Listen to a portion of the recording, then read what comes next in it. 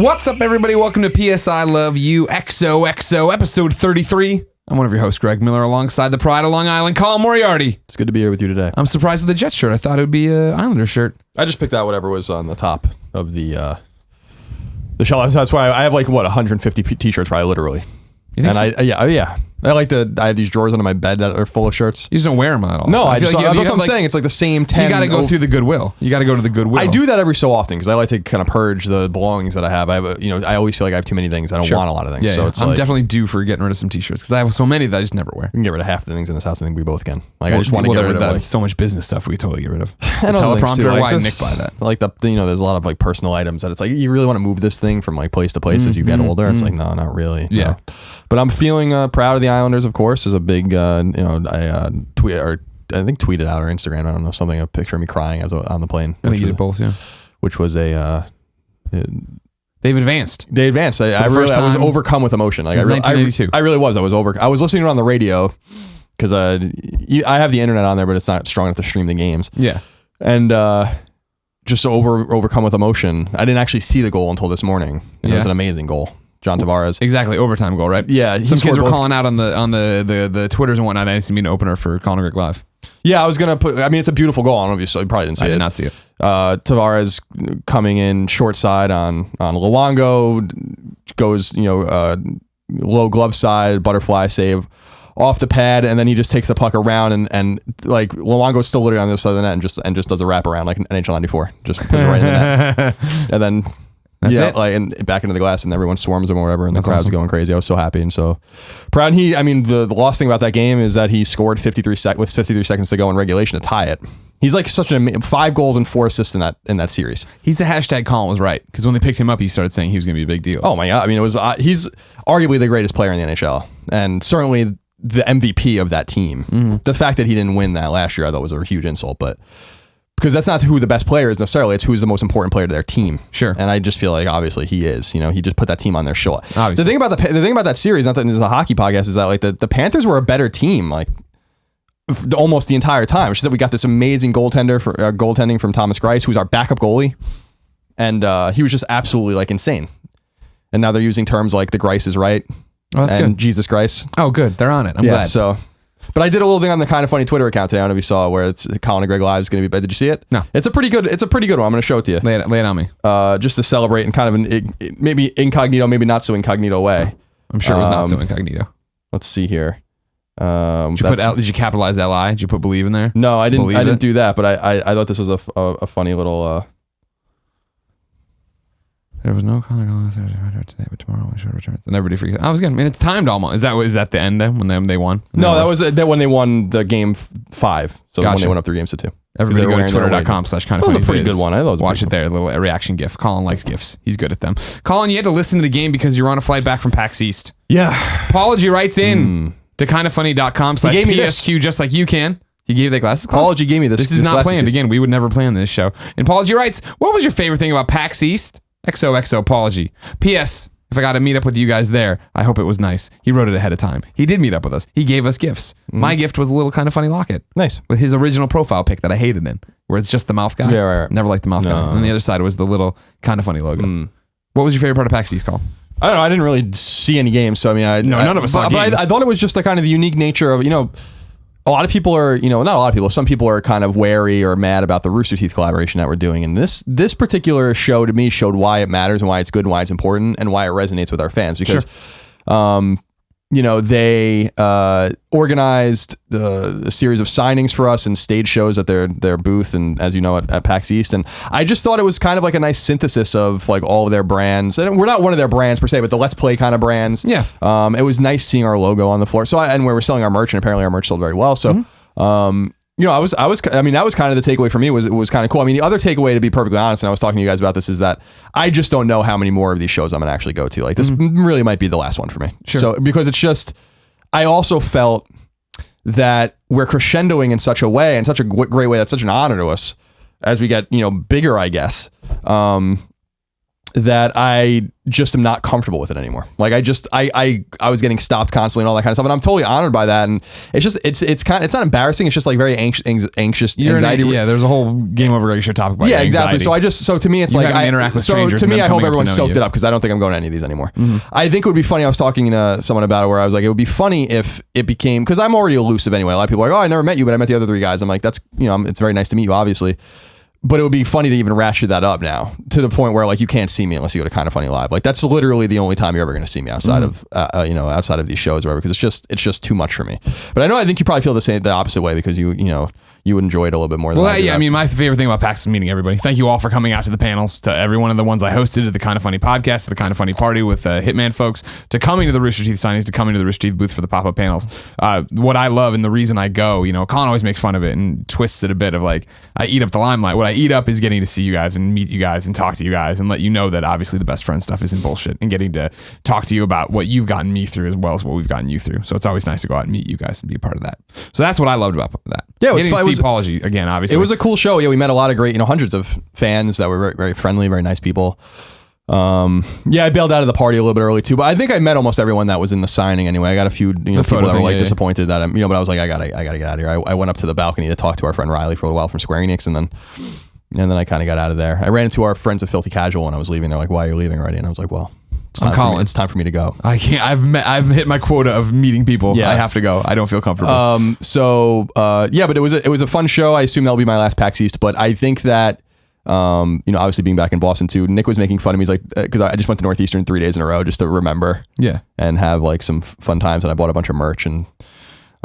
He's making fun of you because every time you said it, you said, I wanted to go there to remember what it was like to be happy. Yeah. So it's like everything you say is scary. Everything you say scares us. I thought it was a funny kind of thing, but like a very like sardonic kind of. Sure, but then in 2 weeks you're gonna email and be like, I don't understand why everybody calls me the grump and da da da da. It's like, well, you keep saying you're not happy and you don't want to leave your room. We're worried about you. Well, I don't. But but no, I think it was a very I lived in Boston for so long that there's a nostalgic touch to that place, even if I didn't go to Northeastern, just seeing familiar places, and especially down by Copley and on Boylston and Mass Ave, and I don't know, it's down Newbury Street and stuff. So it's being there has like some energy for me. I think I felt the same way last year too. I think I felt that way more this year though. And when I went back to Northeastern specifically, I was like on Sunday I went back and like really walked around. The first time I went, I just went to Five Guys. The second time I like went to the merch store and bought things, and I had to convince them that I was really an alumni because I didn't have my alumni card on me. How did you convince them? Well, they were like, there used to be a Burger King here. Yeah, I'm like, they were friendly. They were just these girls. They were probably like 20 years older, and they were just like, oh, you went here, and I'm like, yeah, class of 2007 or whatever. They're like, oh, okay, we can give you a 10% discount, but you just have to tell us like who your commencement speaker was. And I'm like, I don't know. How the hell would you know that? Well, because we had like some famous commencement speakers, but the one thing that I remember about the commencement speaker is that like he was like buttressed on both sides flanked by both sides by like very famous people. And then we had this like, it's like Al Gore or something. That's what I'm saying, yeah. And but then like I had this guy and it was actually like, no offense to him, I don't remember his name. It was like a completely garbage commencement speech. Like I remember like Dr. Seuss said. Maybe even my mom who worked there at the time, like, and was at the graduation. We graduated in Boston Garden or whatever the Bruins play and the Celtics play. She was like, that was fucking terrible. Like everyone in my family was like, that was awful, And so you're gonna do mediocre things, everybody. But he was like the guy. I want you to never lose sight of that. He was this guy that like did this very noble thing of like one laptop per child. Apparently it's called. It's like going to Africa and like impoverished countries and trying to like educate them and give them electronics because that will like help them. How many Vitas did he give out? I don't know. Vita wasn't out then. Okay. But well, I'm assuming he's still doing it. So I was just like, I don't know. It's like, and then I explained it and I'm like, I lived in like all these different places. If that's convincing you, I'm like, all right, that's good enough. I'm like, all right, good enough. But the third time I went, I texted my mom, who again worked there and went there. I was just like, I don't know if I can ever come back here again. Like, this is like too much. Like, I was like so emotional in a way because it's changed so much. It's gotten there. It's so much bigger than even when I was there, not even 10 years ago. It's new buildings and new dorms and new, like the only place I was trying to be like, where was I going to put Moriarty Hall? Because if I do make it mega rich one day, I gotta put it down by the dump. Yeah. I want to build a new history building. So it's like a humanities building. And so Moriarty Hall is what obviously I would call it. Is the like the painting of you when they come in, the portrait painting gonna be you with a Vita and a harpoon in one of your collared shirts, that yellow and black plaid shirt you wear all the time? Yeah, something like that. Yeah. Something like that. But it was good. I spent way too much money on. I bought like a. Because like when I used to shop there and get books, I had no money. I used to drag my mom there and she'd have to get me my books. But like I bought like 4 t-shirts, a lacrosse shorts, like a nice jacket. like a banner, like all sorts of just ridiculous. I'm like, I don't know. Whatever. No, trust me, you see my Mizzou apparel selection. I only have one shirt, and I had a sweatshirt, but I don't know what happened to it. Okay. It's been a good show. It has been. Ladies and gentlemen, before we get into PS I Love You Proper, a lot of housekeeping stuff. If you're listening to this, the Tuesday it comes out, because remember, we post it every Tuesday, 9 a.m. Pacific time. Wednesday, from 1 to 5 p.m. Pacific time, is my birthday stream. We'll be playing games over on twitch.tv/kindoffunnygames and hanging out with What are you going to play? Interesting question. My original plan Alienation. was to stick with me. My original plan was to play stories. Alienation. Because you can vote on it and people can change out the thing. Oh. Then I played a little bit of Alienation today. You like it? 4 missions. It's awesome. No, who could have doubted that? It's the Dead Nation gameplay mixed with Diablo. It's and that's what I was. So like loot? Yes, loot and levels, and you run up and they have this, and there's a boss over there, and you run and kill them, and you just go through and you get your chest and you do all this stuff. Shocking. Yeah. Well, no, but what's shocking is the fact that they finally went that way to being a full-blown action RPG. Right. You know what I mean? Because Dead Nation had it where it was like, all right, cool, now you've played through, you fought all these enemies, now at the end, how are you going to spend your thing in between levels? But I always felt that was like this, jilted system, right? Where I'm like, Dead Nation was maybe a little half-cocked in that way. But it was a good thing. This feels like it's full-blown, they know what they're doing. Is what? It was a great thing. As far as I understand, IGN was severely underrated in Dead Nation. As I understand, I think when they had a 20-point scale and a 7.5 pretty much does sum up where it should have been in that time. You know what I mean? For what it was. That was the one score where Not to mention it was broken and it didn't work when it came up. But no, the fact that, you've played it obviously at events and stuff. Yeah, I just downloaded it on my console now. Yeah. I don't know how much time I'm even going to have to play it this week. Because a lot of people have been texting me, like, or tweeting me. Don't text me. Straight up, don't text me. all the kids are just straight up texting. Please don't text me. He won't go to shows anymore, but we'll give you his cell phone number. Feel free to text me at your convenience. 0? Nope. I don't know. Close. I would have no idea how to. Right. Anyways, you're downloading. You're not gonna have much time to play this week. Yeah, I'd like to. I'm downloading. Hopefully, maybe I played a little bit tonight. But yeah, people have been asking me like, "What do you think of it? And what do you think of it?" And I'm like, we got the codes late last week. We were already in Boston. I wish I knew I was gonna get the code because the code was supposed to come earlier that week. I would have brought my PS4. I told you to. But the nature of the TVs actually would have been difficult because they were like in these little. I don't know if yours was, but it was like in this little alcove in the. There was like nowhere to even put the PS4. You'd have had to have these like really long cords and shit. You know what you would have done? Ironing board. I had my ironing board underneath my TV. You could have had a PS4 there, no problem. That's a good point. No, played a bunch of it today, jumped into a Giant Bomb game for a little bit. That was seamless. It worked. People jumped into my game. I went and turned to private, all this stuff, but I'm digging it. Chose to be the guy who zips around. Why can't I remember? The last character class that's not the healer, not the tank, the other one, Saboteur. I'm Saboteur, so I'm bending light. I haven't put the points into invisibility yet. I'm putting my points into more health, being better with my health. Then I got the sword attack, slash attack. Does it strike you as a game that must be played with others? Not yet, not at all. When you go in, you decide how hard the mission's going to be. I had been doing middle of the road, just normal or whatever, and then the last one I jumped into the hardest one, hardcore, I think it's what it's called. I don't know. You know more about it than I do. Well, I was looking at the trophies and I'm confused because there is a hardcore mode for sure. But whatever the primary 3 levels hardest one is, I jumped into, and they were harder. And then some other guy jumped into my game, and we were running through, having an easier time with it. Cool. But I'm 4 missions in. There's 20 story missions. I'm 4 missions into the story missions. Does it have the atmosphere that Dead Nation had? Because I think that was one of the things that Dead Nation actually nailed. Was like it was really ambient. That game was actually like super ambient, I thought. Yeah. And dark and like, well, I think it surprised you a lot. That's the thing is in the way it looks beautiful. There's one part where you put C4 in the very beginning on one of the doors and it blows up and like the smoke effect. I was like, damn, that looks fucking awesome. But I'm on a snow planet running around thing, you know what I mean? Like it's not playing with light and shadow the way it was, at least right now, as it did with Dead Nation, which was a genuinely fucking creepy ass game. Yeah, you know? it's procedural, not in the maps, but in the missions, right? There's some procedural thing about it. In terms of enemies? There's something procedural on it. Like I think the maps are all static, or I can get it vice versa. The missions are, the maps for sure are static. But there's I joined Giant Bomb. It's like Helldivers. I joined Giant Bomb at the end of their mission, and I didn't notice anything. And it was a mission I already done. I didn't notice a difference in anything. So it's static completely. I don't know. That's what I'm telling you off of that one. I could have sworn maybe I'm wrong. Well, I mean, you're saying so procedural in terms of where enemy placements. Yeah, like enemy stuff? placement or missions or something like that, or side quests or some like optional shit. That could be different. Yeah, this is the main mission we were playing was the one where like one of the first one. I might have actually been mission 1 because I was trying to do mission 2, but I jumped in on them. Well, I'm excited to play it. I think that I haven't played. I mean, it's a Housemarque game. You're obviously going to want to buy it and support them. And Matterfall's still coming. So which I like. The thing is that they told me our friend Michael over there told me like Matterfall's trailer tells you everything you need to know about what the game is, which I think is like so tantalizing. And I think it's going to be a similar Resogun type game. Sure. Like a cylindrical. Yeah, because it looks like how you're flying, right? But like you're running or doing something else and things are like coming from the top or whatever. Yeah. I have like an open invitation to go there. I think literally they told me last time I saw them, you can use our office as your office for as long as you want. like come and hang out. Sure. And it would be cool to go there and see what they're working on or whatever, because they're so very talented. Yeah, they're awesome. They're an amazing studio. Alienation's the latest one, I think. I like a lot about it. When I jumped in and it was picking my class, changing my colors, going out, and now playing, it's hitting on all the things. My problem with Helldivers was that it ate my fucking save all the time. That fucking sucked. But it's the same idea where, you play, I think it plays better. No offense to Helldivers. Yeah, we enjoyed that game quite a bit. More fun to play so far. I like the weapons better so far. I like the way I'm upgrading. I like the pace I'm upgrading at. That was the one thing about Helldivers. Is even from the beginning, it felt like you were grinding. You were grinding to that next step. Whereas this one, I'm level 4, 5 right now. jumping through, doing this. Points are coming pretty easy right now. Obviously, I'll hit that curve. I'm looking forward to it. I think that I'll wait till next week to reaffirm the declaration once I've played more of the game or any of the game in a retail setting. So we played it quite a bit before it came out, but. I don't understand why people don't understand what these guys can do yet. Like, it still seems like people don't understand. Still think that people still act like they're a secret. Yeah, or that they're just not bona fide one of the best developers in the world, because they are. Yeah, they absolutely, positively are one of the great developers in the world. Yeah, and on a gameplay level, it seems like an Alienation seems to nail it again. It's like what their games do is that they have a loop.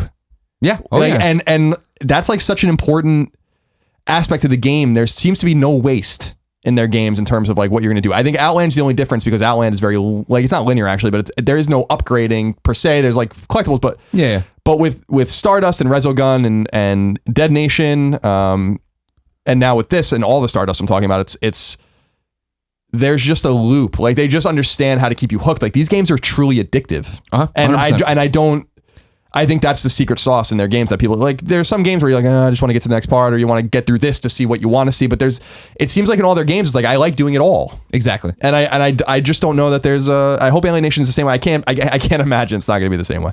Yeah, no, I mean, Alienation, it definitely has its hook in me already. That was the big thing. You know what I mean? As soon as, because we had played it, like I always say, Nick and I played it long time ago, right? And to a point where when they came through, was it Michael that came through for GDC this year? Yeah, right. And he pulled me aside and was like, "Hey, can you watch the demo, because we're still sad it didn't run the way it should have run when you guys played it originally, because it was way it was way not ready for prime time, but they wanted to show it and where it was going."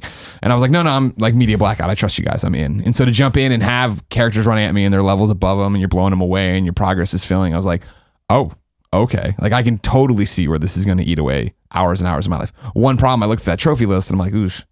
Their trophy lists are pretty hard. I mean, exactly. That's the thing. I'm like, Dead Nations was hard too. Yeah, I remember. I thought Resoguns was pretty easy. Some people thought it was hard, but I platinumed that game, no problem. I think it's just a matter of dedication. Stardust Ultras was really hard, but that's not technically a Housemarque game. They produced it, but they didn't make that game. I don't mind a hard trophy list. Dead Nations was fucking hard. Yeah. So for this to be hard is no surprise to me. I assume you have to use all the classes and level exactly. them all up. Exactly. I'll get them all to level 30, right? And then go through and do all that stuff, yeah. So we'll see what happens. What did you have the pleasure of playing anything else this past week? Well, hold on one second. Sorry. So we were in the thing there, birthday stream on Wednesday. Oh, I'm sorry. Yeah, I was originally thinking I would do stories. Now I'm thinking maybe I do Alienation. If you do Alienation, I'll play with you. Ooh, happy birthday to me. That way I don't have to be in the studio and I can just be in my bedroom and we can be playing a game. And you still feel like you're doing work. Yeah. I appreciate that. Okay, we might have to play with kids and stuff. Your Zygers and stuff. Or it could just be you and me. It's just me and you. You gotta be in headset then.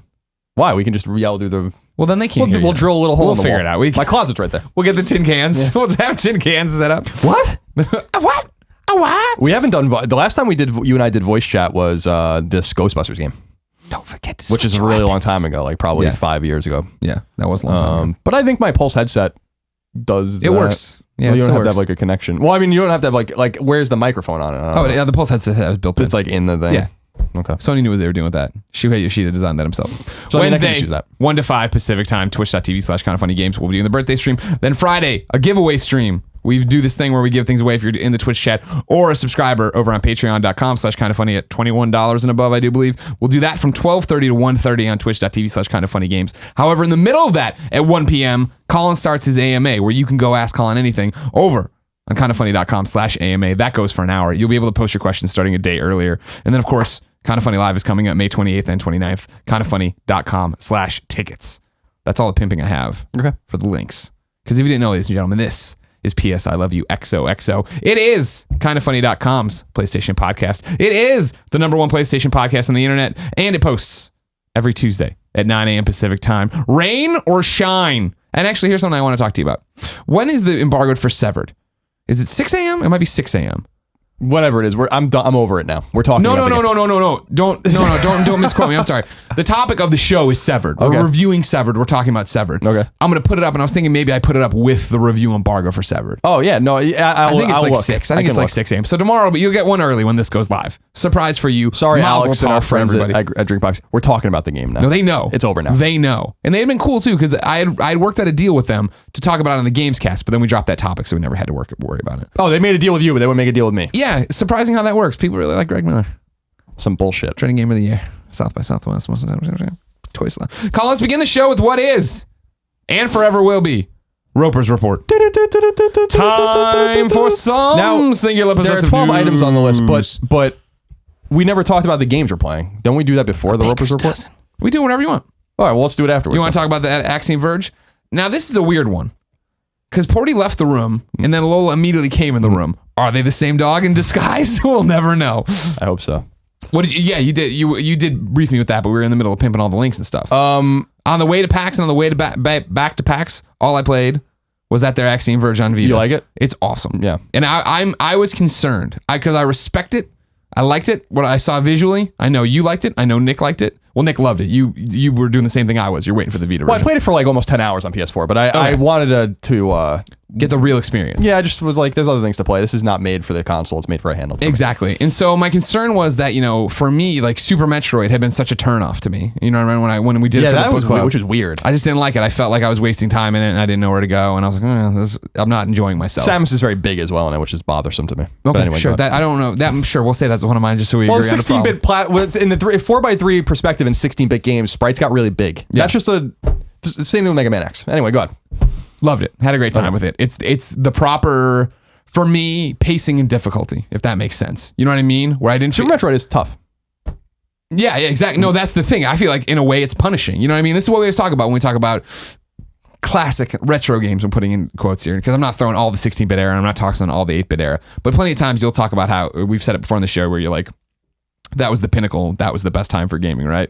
And I'm always like, if that's what gaming was, I don't know if I would have stuck with it because they aged with me into where I wanted them to go. And my concern with this is that it was going to be such a throwback that I wouldn't enjoy it. But in fact, I feel like it paced really well. I know it, even though there's all those times of like, all right, I've unlocked this new thing. And it's like, where the fuck do I go? It doesn't let me get far enough off track, right? Like there's, the one where I finally got on the way back, spoilers, not really, the like souped up lab coat, right? Where I can just double tap in any direction. And I had been running into walls and seeing that I couldn't, like there was like the step up that I needed to get somehow. So I was like, ran into one wall, ran into the wall, the other one, like, all right, I have to complete what's ever in this area. Because I was trying to do the thing where, ooh, I got new power. I'm going to double all the way back and try to find it, right? And use it in every other situation.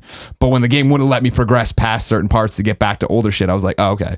The real thing I need to do is in this room somewhere or this area, this map. Yeah, to me, it's funny you say that because to me the game is completely old. So like that's one of the things that gives me a lot of heart because maybe you do have more of a palette for that than you think. Sure. The games just need to be well made, which is why you should play the Castlevania games and all those kinds of things. Now, again, I've played Symphony of the Night. I like Symphony of the Night. I'm never talking shit on Symphony of the Night. But even the GBA and DS games, which I think are phenomenal, and games of that ilk, I think even a lot of people ask like, what's the most recent game? Well, Shadow Complex is a good example. But what's the most recent game that really nailed that? And I'm like, I think it's that Capcom game, not Shinobi. Why is it Strider? Oh yeah, which I thought was fucking awesome. It was easy, which was a disappointment. Like it's the same problem I had with Shovel Knight, but even worse, where it was like, this is way too fucking easy. Shovel Knight wasn't way too fucking easy. It was just too easy. But like it didn't match the aesthetic and like the design didn't match the difficulty. But it was like it kind of nailed what those games were all about, which is like backtracking and finding power-ups and feeling more powerful and like running into things that were more difficult. The thing that really impresses me about Axiom Verge and kind of that reinvigorated my love of the game when I was playing it on Vita, because I played it maybe for 5 hours. I was messing with other stuff, which we'll talk about in a minute, but is this was all done by one person, like all of it. Yeah. And that's like it's not one of those things where some games are designed or programmed by one person, whatever. That's not uncommon, especially back in the day, but he did everything. So it's not like I did everything, but this guy did the music, or I did everything, but this guy did the pixel art. Like he did it all. And so Tom Happ, so it's a really exceptional kind of game. Story. And I was talking to him and you'll get more Axiom Verge. It'll take him another decade. But yeah, you'll get one. but I'm so excited to hear that. the game resonated with people, because it is a masterclass in a way, much like Symphony of the Night is. I mean, it's not Symphony of the Night, but much like, not even close. Nothing's like even going to touch that game, but I don't imagine. But of the Metroidvania, nonlinear, there's something special about that. That's like maybe like my favorite kind of game. Yeah. When you really comes down to it, you should play the original Metroid and see what you think of it. Like download on your 3DS and see what you think. No, I did that a long time ago. Yeah, I was playing it on the train. I remember back and forth to IGN. That's a fucking hard game. Yeah. That game's fucking obtuse. But see, like what I'm talking about with old school games that like annoy me, right, is when it feels like the enemies are just kicking your fucking teeth in. You know what I mean? And like, what the fuck am I supposed to do? And da da da. And like for Axiom Verge, there was a couple parts where that started to happen, but then it was that I felt like I had the real estate on screen. Maybe this is back to what you're talking about with the character size. The real estate on screen, right, to figure out how to best them. You know what I mean? Like the one for me was spoilers. Not really. None of this is like crazy, but when you go in and you're kind of having that like fever dream and it starts wobbling and you're talking to the voice and you don't know what's real or whatever, and they introduce those flying enemies that are like machines that have the two little guns that track you back and forth or whatever. Like there was a good like 15 20 minutes of the same section where I was just trying to get to the end to get to wherever the save point was going to be or whatever was going to happen next, and those things were beating the fuck out of me, and I was getting frustrated until I finally like kept experimenting, kept figuring out what gun works better, and it's finally like you realize that like there's all these little shelves there, like these little 2 block like shelves in the middle of the room that you can use for cover, right? And then it's like, oh, if I strafe, the game did the right thing of I ran my head into a wall, but I had already played so much that I already knew the solution would be there, and then it revealed itself to me in the you know what I mean? So that, and then when you come back outside of the fever dream and those enemies are still there, but the blocks aren't, I know now to strafe left and right, get in front of them, stop, shoot up, run back and forth, stuff like that. Yeah, but it's definitely, I mean, it definitely nails design. I think that, there's a lot of collectibles and guns, and to your point about Super Metroid, like that is one of the problems with Super Metroid, is that the game, the sprites are too big. There isn't a lot of room to maneuver. It is a huge problem. It's the same problem with Mega Man 7. That was a big problem people had in that game, was there's just not enough room because Mega Man's so much bigger and Samus is, and Super Metroid's so much bigger. And like people really look at Super Metroid as like the masterclass in that kind of game, and it's not. Like I just Symphony of the Night is better in there would be no Symphony of the Night probably without Super Metroid, but It is better than Super Metroid in every respect, like literally every respect. Kind of like how if there was no Dead Space 1, there'd be no Dead Space 2, and that's the superior Dead Space. Yeah, sure. So the one thing I'll say is that there are performance issues on the Vita, and I don't think that I don't think that people are not necessarily going to notice them unless they played the PS4 version, but there are, they're stuttering, the loads are longer, and there are issues with the deeper I play into it, the more I do have the thing where I like jump and like the screen will freeze for a second, and like you'd notice that. But like you when we got off the plane, I was like, I'm having so much fun with this game. You're like, yeah, but the loads, right? And I was like, no, they don't seem bad to me at all. But you're like, no, when I go through a tube on PS4, it's instantaneous. And here it is like black screen for a little bit and then it pops in. So, like, there's those little things you might not notice, but it is, listen, it's a fantastic game. Go buy it on Vita. Go support Tom Happ and our friend Dan Edelman, who did PR and marketing for the game. The 1-2 punch. Tom deserves your support. He's a great man. He's a humble man. We got to see him. He's such a nice guy, because when I saw him at PAX East, he's like one of the only people I saw. I like went and sought him out. He gave me a hug, and he was selling T-shirts, and I was like, can I get a shirt? And he's like, he tried to give it to me. I'm like, can I just buy your shirt? And I bought it from him. And exact same thing happened to me. I'm like, no. You made a good game. Let me buy the goddamn shirt. Yeah. So it's like he's just a really friendly. Like I knew Tom 3 years ago or so, and maybe more than that, when he was still working on Axiom Verge, when I was like really one of the first people, if not the first person, to really like want to write about it and sought it out and talk to him. I think. This might even before Dan might have still been in Nintendo. I don't know. I think, and Tom was shopping the game around, or something was happening, and I'm like, this game's great. And I was really impressed by Tom about his humility and his down to earth nature. And he is exactly the same way. This is a man who has made a lot of money now on this game, who is like totally fine and set, and he's the same fucking dude, acts the same, dresses the same, talks the same, treats you exactly the same. And he could be one of these guys that has, his head so far up his ass, like some game developers that make it big, and his game's better than a lot of those guys' games, and he's not that way. And so I respect that. It's worth noting that our friend Dan Edelman, who did, we also saw a very friendly guy who's working. No, he's a total dick. No, you don't like he's Dan the Edelman? opposite. The yin and yang. Yeah, so he used to work at Nintendo. He's like an indie game evangelist, but now he kind of just picks and chooses his games. And he was on our GDC stream. He represented Axiom Verge. He's representing Chasm as well. Chasm, which we did, it's fucking awesome. Yep. And we're begging them to do a Vita port, and I really do think that's going to happen. So cool. If you want a Vita port, make sure to let them know. Let Dan and the Chasm guys know. And I think some of whether it's going to happen or not is how Axiom Verge does on Vita. So definitely send them those numbers. It's like we plan the show sometimes. Nathan Choquette wrote in to kindafunny.com/PSQ to get his question read on the air, just like you can. It says, "Hi, best friends. I love the Vita and supported the best I can when games come out that I'm excited for. But I was recently thinking about cross-buy games. I bought Volume, Bastion, and Axiom Verge when they came to PS4 and was excited to learn about the cross-buy nature of the games. However, with the recent talk from you guys, parentheses, especially our boy Colin M, concerning supporting Vita by purchasing games, I wondered if it hurts Vita when I purchase cross-buy games as soon as they release. In the cases of Volume, Bastion, and Axiom Verge, I'm unable to buy them on Vita since I already bought them with the Vita version release. Am I hurting the Vita by not waiting? Thanks for all you do. Much love, Nathan Choquette." Shout out to Nathan for spelling his last name phonetically, so I nail it. Mr. Choquette. I was going to say, I was very impressed that you knew how to say that. I wouldn't know how to do that.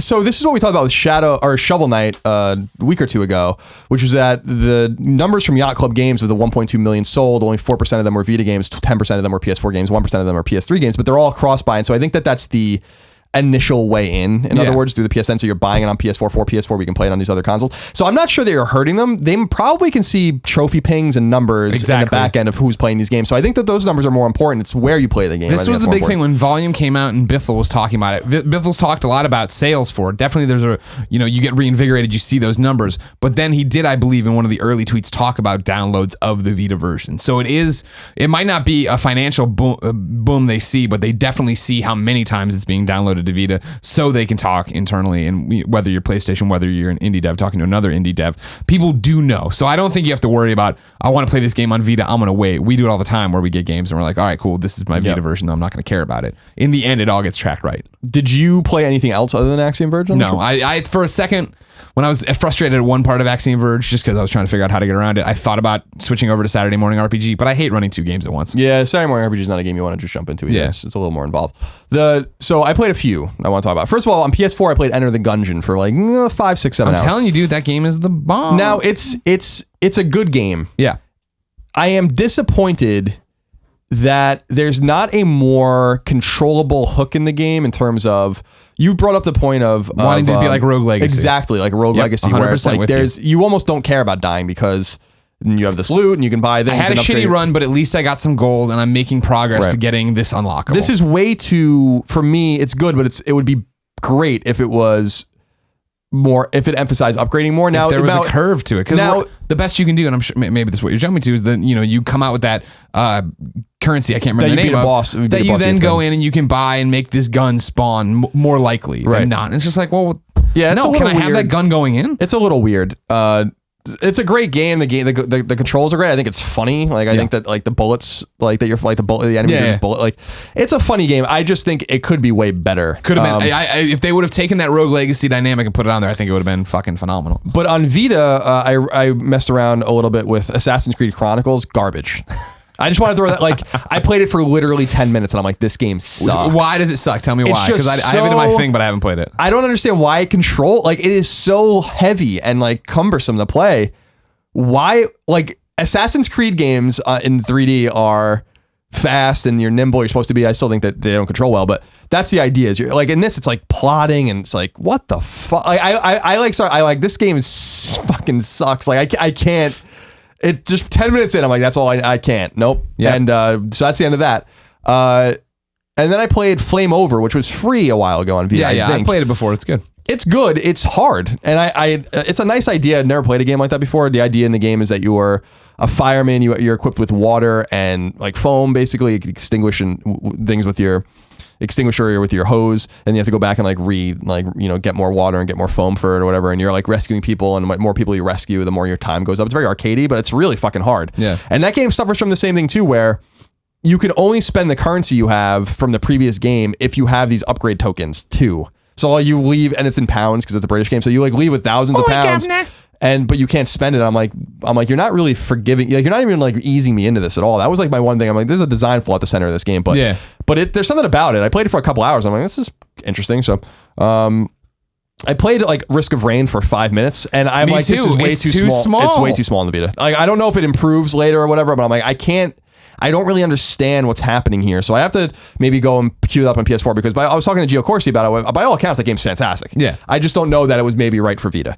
But maybe the game zooms in later. I don't know. But when I was playing, I'm like, I can't see anything. I did the exact same thing. The night before we left for PAX East, I was like, it's either going to be Risk of Rain or Axiom Verge because we already Platinum Severed. So it was like, I jumped in, did Risk of Rain first, and I was like, I don't know, man. And then did a little bit of Axiom. I was like, oh, no, Axiom. Yeah, Axiom. So, and then I played Axiom Verge, and that was on the way back. I was just listening to the Islanders game, so I didn't play anything. But, yeah, so good time for games right now. Yeah, a lot of good smaller games too. I mean, the bigger games are coming. Homefront's coming soon, which I'm super excited about. Uncharted's coming soon, which is we might get Uncharted like very soon. We might have Uncharted by the time the next episode posts, I would say. I don't have my phone with me, or I do the normal check. I've been checking a lot today. But yeah, I think that Homefront and Uncharted are the big ones for me. I can't. Wait where's Homefront? What's that date? May 11th, I want to say something. Okay. So let me look and see if that's even a Tuesday. I could just be making that up. 7, 8, 9, 10th, maybe May 10th. Okay. I think that's the date. So is that head-to-head with Uncharted? Maybe. But that's bad news for them. That game's gold, and I thought I would have it already, but I don't. So that's the next one. But right now, I just want to get through Alienation. That's actually very nice. I don't have anything else. What is your plan with Alienation, you think? I want to play it all the way through by myself and see what happens. But so are you with one class? Or are you gonna? Yeah, I think so. And I'll probably play this as a tank. I like playing as tanks. Sure. Like offense, like the knight. I like being a little bit faster. Yeah, like I like playing as like the knight with a lot of offense, a lot of defense. Maybe he's a little limited in speed and maybe a little limited in maneuvers, but or moves. But that's how I almost always play. Gotcha. Anyway, that's it. Roper's report. There are 12 items on the list. A baker's dozen. Number 1. Oh, what? I still hurt. It hurts to. It's weird. I have a chest pain talk too. And move. I wonder if it's empathy or I wonder if I'm actually having a heart attack. I think it's probably empathy. Dan Reichert somehow hurt both of us. Number 1, consider this an unsubstantiated rumor for now. I'm sorry. But well-known industry insider Shinobi602 tweeted out that Horizon Zero Dawn is getting delayed to early 2017. Sony has yet to confirm the rumor, so take it with a grain of salt for now. Now, I'm not sure that I believe this. Now, it's not against Shinobi. Shinobi's right about a lot of things. Yeah. And clearly well connected in the Sony ecosystem. But Shuei Yoshida did tell me at GDC that the game was coming out this year. Yeah. So unless something radically changed, it's just possible. I mean, anything can happen. Neil Druckmann lied to my face and then delayed his game. Yeah, Neil Druckmann totally lied to our faces. So it's a matter of I don't know where I sit with this. I wouldn't be surprised if either thing was true. And that's why I made that prediction at the beginning of the year. However, over at kindafunny.com/PSQ, FKN Delays writes in, "Hey guys, with the recent rumor of Horizon Zero Dawn facing a delay out of 2016, I wanted to ask at what point the levels of delay from Sony stop being acceptable. Personally, rant incoming, I'm not fucking fine with this shit anymore. Yeah. Rather delayed than broken/bad. I know. Even though Drive Club was still broken and the order was still bad despite being delayed. Yay! But this has gotten to a point where it's simply just pathetic and nothing else anymore. Can Sony fucking hold one fucking release window they give us this generation without delaying their fucking games? For God's sakes, you are the market leader this gen. How about you use some of that cash to try and avoid these delays preemptively by, for instance, increasing team size early? I know there's still more involved in this, but other companies manage to get at least their most important properties out on time. It's just Sony that seems to have a delay rate of almost 100% with their retail games this gen. Aside from MLB The Show. Props to Sony San Diego. And that is fucking unacceptable.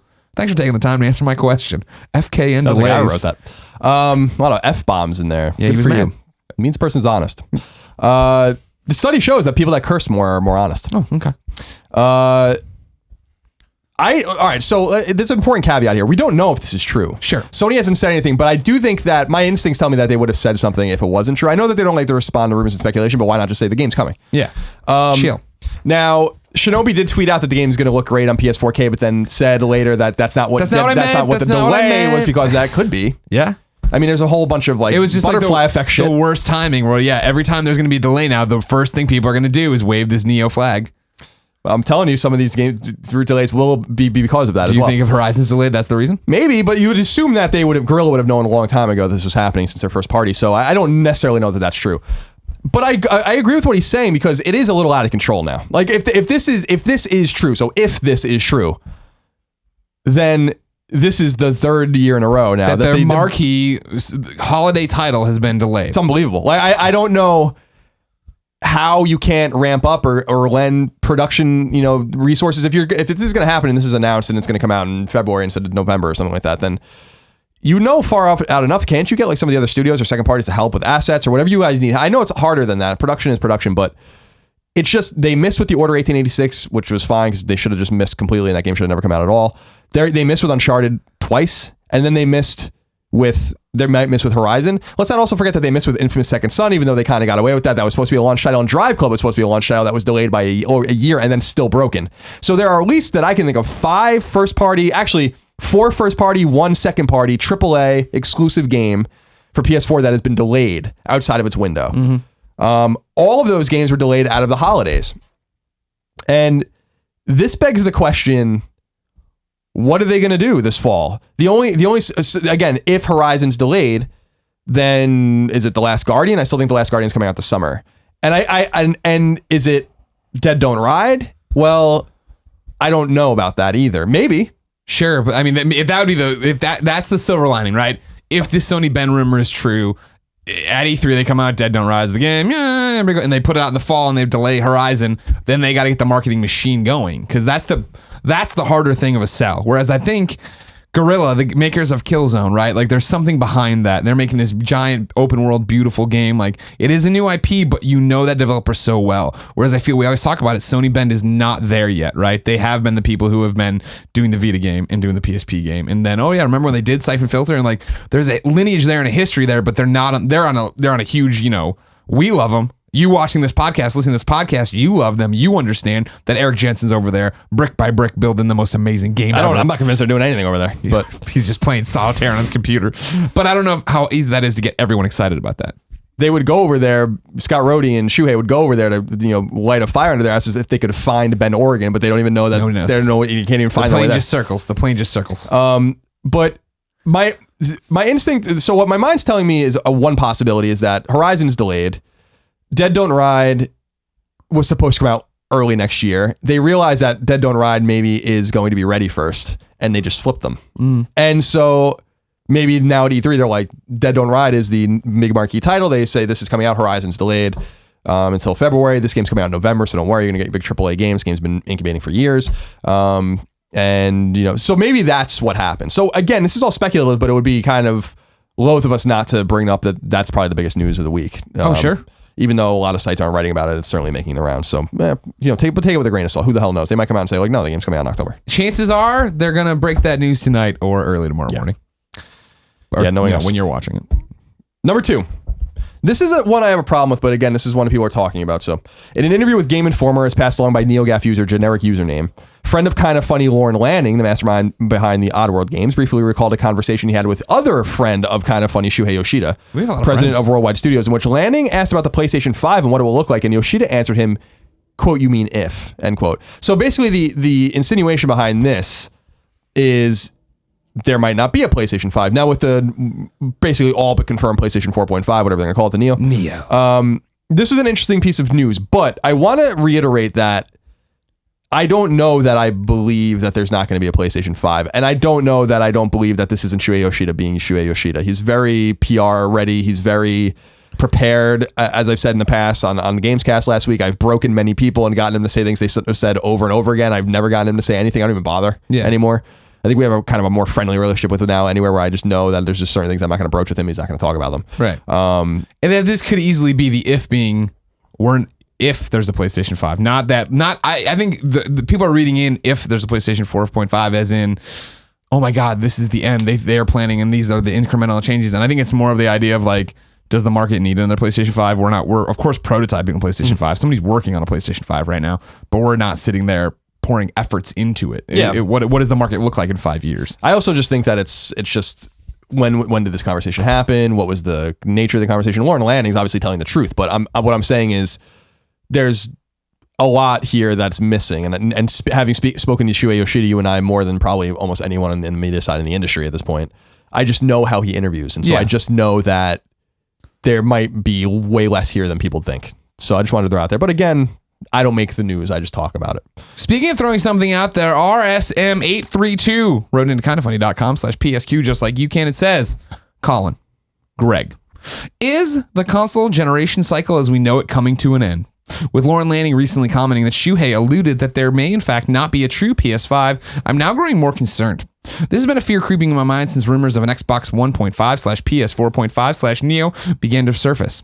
It is seeming more and more likely that consoles could be going the way of the phone with incremental upgrades every couple of years. Is this something we should be prepared for, akin to the digital-only future? Thoughts? P.S. I love Portillo, but you're kind of funny, I suppose.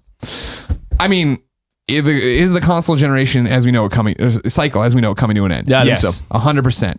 I think that was the big thing. I don't like it, but I think that's what's happening. Last week, right? You and I were going back and forth about Neo, right? And that was the thing you kept saying is like, it's been this way forever and it's not. And I kept saying, welcome to 2016. And like, this could easily be the not the moment, but you understand, like the part where we do change drastically. And there's always been incremental changes and things different. And like, there's going to be this, that, and the other and add-ons, what, you know what I mean? But like, this could be the big change right now for us. And the fact of it'd be fascinating and weird. It's going to change yes, there's going to be a PlayStation Neo. I think there's going to be an Xbox 1.5. There's going to be these different systems that pop up and do it. And I don't know what that means for the next big number. I think you're always going to have, there's going to have to be names and numbers on them though, because otherwise it gets confusing. It'd be awesome if PlayStation made PlayStation, but that gets super confusing when you do start having things that don't run on the old PlayStation. Yeah, I think that, I don't want to get too far into this because we talked about this a lot last week on PS I Love You. So you can go listen to that. I'm sure you're And also, if you'd love to talk more about PlayStation Neo and PlayStation 4.5, go to kindafunny.com forums and look at all the questions. Because people thought, I guess, we were going to do a 4-hour podcast today where we went through everyone's theories and opinions and everything else. I'm just tired of talking about it already. I am too, and that's the thing is like we need information. It needs to go. I feel like the PlayStation 4.5 Neo conversation outside of this or coming at it at a new angle, because so many people were asking us questions or making statements on things we've already said. And I don't know how many times you can say the same thing different ways. There's even a Gamescast topic about it. But I feel like this needs to be put on a shelf similar to all the games you refuse to talk about. That okay, until there's something official, like Axiom Verge, we weren't going to talk about until Axiom Verge came out. It's out, so we're talking about it. Right. Until number 9. Until there's real news, or even just even there's another giant bomb expose or something. That's fine, but I don't want to keep fucking talking about the same story with the same facts. I agree. I mean, but to his question, yeah, I think that's clearly gonna happen. Neo's real. I mean, I don't understand how anyone can think that this is still a rumor at this point. And it seems like Xbox is going to do the same thing. Is it the end of this? Yes. I will just reiterate that not only is it going to complicate things on the development side, whether it's minor or major, that's obvious. I mean, that's not even really up for debate. The thing that I'm interested in is how console gamers deal with this, because this brings up a systemic and inherent and almost existential question for console gamers, which is, do we need to play console games anymore? Why not just get a Steam machine? Like at this point, if the console gaming's trump card was its stationary nature, might not be the most powerful thing, but it's a predictable thing, and we like that. That's the way we liked. So that's, to his point, this is going to happen. Whether it resonates or whether they're shooting themselves in the leg for no reason is what I'm super interested in seeing. But we don't have any more information, and until we do, there's really no reason to talk about it anymore. We could speculate all day, but I will say that the PS I Love You last week was a conversation between you and I. We added Tim to the conversation on Gamescast, which I think was a more substantive conversation. It's where we were, especially we had a bit more. There was a couple more stories in fact. And I was able to just think, I mean, I can't speak for you, but I was able to think about it a little bit more too. I mean, I drew the same conclusions, but so you can just go listen to that if you want. Sure. YouTube.com/kindoffunnygames, or you can just download that Gamescast. Before we put this one to bed and put it on the shelf till we have more news, Vita Guy 23 wrote into kindoffunny.com/PSQ with a question as well. Will Sony go ahead with Neo? Do you think they're looking at this at all? With this, is it possible that this? Because we talked a little bit about they're gonna do it. We talked a little bit about it with Xbox, right? And how they realized they fucked up and dialed back their systems and changed things around. You think the train rolls on? Yeah, I mean, I'm not looking too in depth at what people are saying about it, apart from what people are saying to me about it specifically. I know there's some big gaff threads, people on one side or the other. I don't think Sony Sony really cares about any of that. I don't think Sony makes any of its decisions based on NeoGAF or the Kind of Funny forums, where I just don't think they care. I bet they do. But yeah, right. But Kaz is in there every day being like, fuck, she calls Shuhei up. He's like, well, Sean Layden, get him on the phone. And they're certainly not making decisions based on what we're saying or what, otherwise we'd have a pat upon. Or person X is saying out there. So I think that they're going to go ahead with their move because there are obviously financial ramifications, and they also have all the information. We don't have any of the information apart from what's been leaked. So no, I don't think they're going to stop doing it. I still think that it's clearly happening. I think dev kits are going out as far as I understand. And so from rumors that I've been reading, more kind of recent rumors. So Yeah, it's going to happen. The fallout or lack thereof is the more interesting thing about it, and this is gonna be a dynamic moment one way or the other. But I think it could be a substantial moment.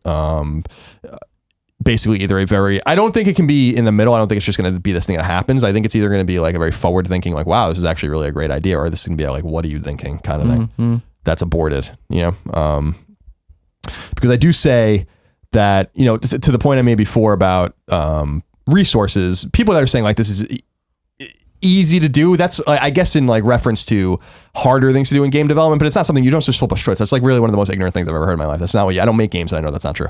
You don't just flip a switch and make the frame rate run better on another console. This is another console that they have to think about. So that argument's stupid. But whether it's easy or whether it's hard, it's just something that developers have to think about, and that's really more work. And that's just one thing you have to think about. But the other thing you have to think about is, and what I'm super interested in, is just the marketing aspect of it, and when inevitably a game comes out that runs like complete shit on PS4, it's going to happen. Sure, and it's gonna be like a big game, and that's something I would be very afraid of. And then the delays that might occur from all those kinds of things and the patching and all, it's just going to be, this could be a problem that can spiral out of control, or this could be a problem that just is worth the effort. So we'll have to see how it all plays out. But I don't have anything else to say about this. I mean, this is kind of a tired thing at this point. Okay. Number 3. Supergiant Games, the developers behind Bastion and Transistor, have revealed their third game. It's called Pyre, and it's coming to PlayStation 4 as well as PC in 2017. Supergiant describes its game as a party-based RPG, and it made its first public appearance at PAX East this past weekend. On the game's website, Supergiant says, quote, "In Pyre, you lead a band of exiles through an ancient competition spread across a vast mystical purgatory," end quote. It will contain a world map, quote, action-packed confrontations, end quote, and much more. We really don't know much more about it, other than the fact that I'm sure it's going to be great. Yeah. So we'll see what happens. I still have not played Transistor very much. Bastion I played quite a bit. But. People were putting, somebody poked Supergiant about trying to get us over to do the demo station. And Greg, of course, responded, was like, totally. And I was like, I can't. But they're local. So I just wrote a note. Oh, yeah, they are here. Email him, get him up here, even if it's just for the Gamescast. Yeah. Number 4, Mirror's Edge Catalyst, the anticipated sequel to Mirror's Edge, has been delayed, but only by a couple of weeks. Developer DICE revealed the news ahead of the launch of its closed beta, which is the primary reason for the delay. According to Eric Odeldahl, the game's design director, the delay is due to giving the team, quote, the opportunity and time to address player feedback from the closed beta, end quote. Mirror's Edge Catalyst will now launch on June 7th in North America and June 9th in Europe. So not a bad delay, and I believe that is the reason for the delay. Otherwise, why would you delay the game 2 weeks? Number 5. Atlas is teasing something Persona 5 related, and it's probably the game's release date announcement.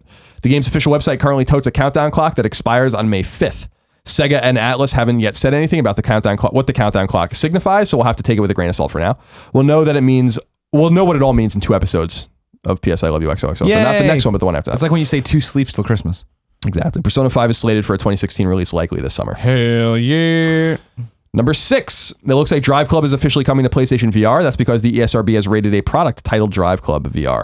It was rated as E for everyone. This doesn't come as a huge surprise, as Drive Club has been playable in VR, but it does verify that it may be released as a standalone product as opposed to some sort of patch or add-on for the original game, though this hasn't yet been verified by Sony. The bigger question is posed by Polygon, from which the news was garnered, is who made the game? With Evolution being officially closed down by Sony, chances are it was done and wrapped up before Evolution was shuttered, though this hasn't been confirmed by Sony either. You typically don't submit until the game's done, so Sure. or near being done. So, no surprise. Yeah.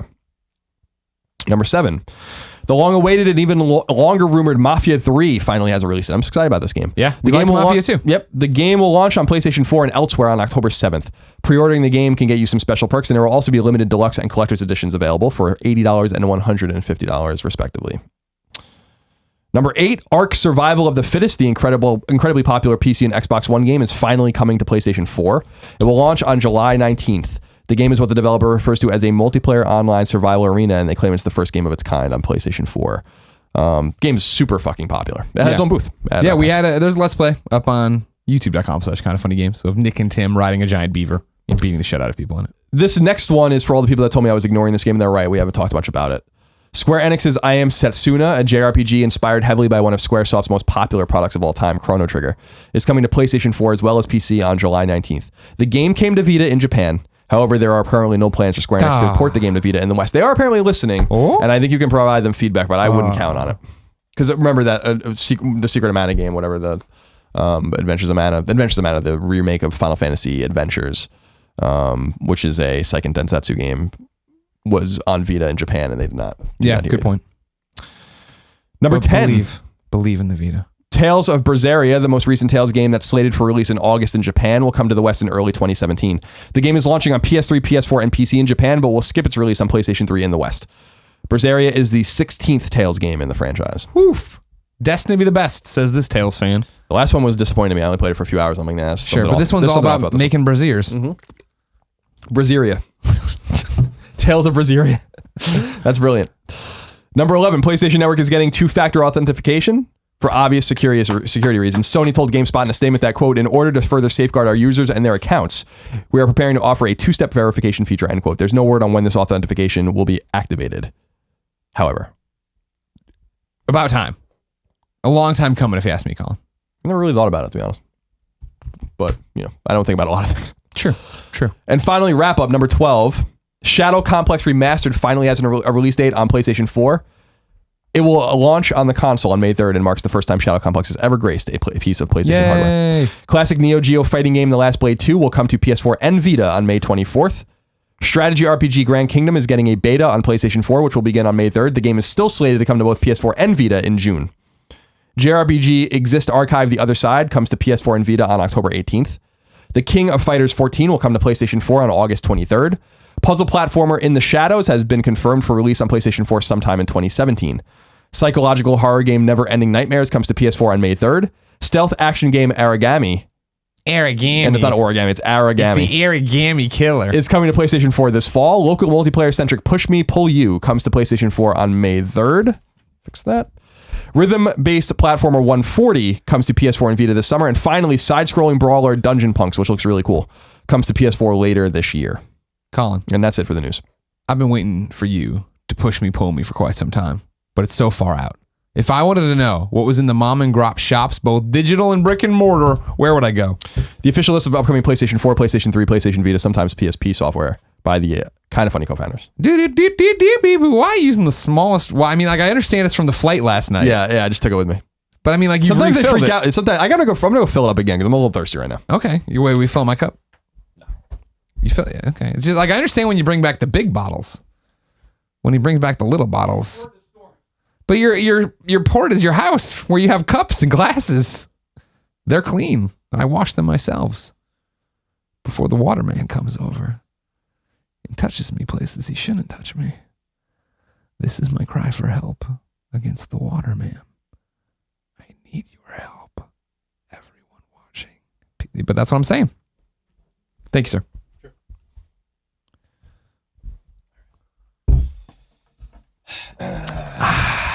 All right. Nothing like some H2O. You know what I'm saying? You love water. All right. Here are the upcoming games.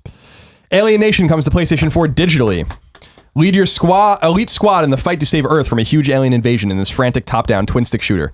With hordes of alien creatures swarming across the planet, you'll need to work together with up to 3 friends to devise tactics and keep each other alive under mounting pressure. Dead Nation meets Diablo. That's all you need to know. 40. I love the name of this one. Lay it on me. Don't even read it. I'm not looking. Arcade Archives Kids Horror Daisakusen comes to PS4 digitally. I can't laugh in this current medical condition, please. Kids Horror Daisakusen is an action game that was released by Nichibutsu in 1987. Kid, who has been drawn into the space-time labyrinth from the 23rd century, fights to escape from the enemy in order to return to the present day. Players defeat enemies by using items and traps. Now, I'm just going to say that this sounds like someone making up just Japanese words that don't exist. Do it again. Kids Horror Daisakusen from Nichibutsu. Oh my god. Horror. H-O-R-E. Horror. All right. Battle Worlds Chronos comes to PS4 digital. Battle Worlds Chronos is a turn-based strategy game that stays true to its hexagonal roots, inspired by classics like Battle Isle. The planet is once again torn by war for the succession of a new emperor. Its destiny is in your hands. Prepare to fight epic battles against tough AI enemies in 3 huge campaigns with more than 60 hours of gameplay. Okay, I will. Game I'm strangely excited about, simply titled Brick Breaker, comes to PS4 digital. It says Brick Breaker, the classic arcade game, is back with a breathtaking new version. Its explosive gameplay, unique and timeless, is filled with surprises. Sharpen your reflexes and precision to overcome the 100 different levels that await you. Collect bonuses, avoid traps, and shoot your way to victory. Brick Breakers are fun. I love Brick Breakers. I really Breakers. do.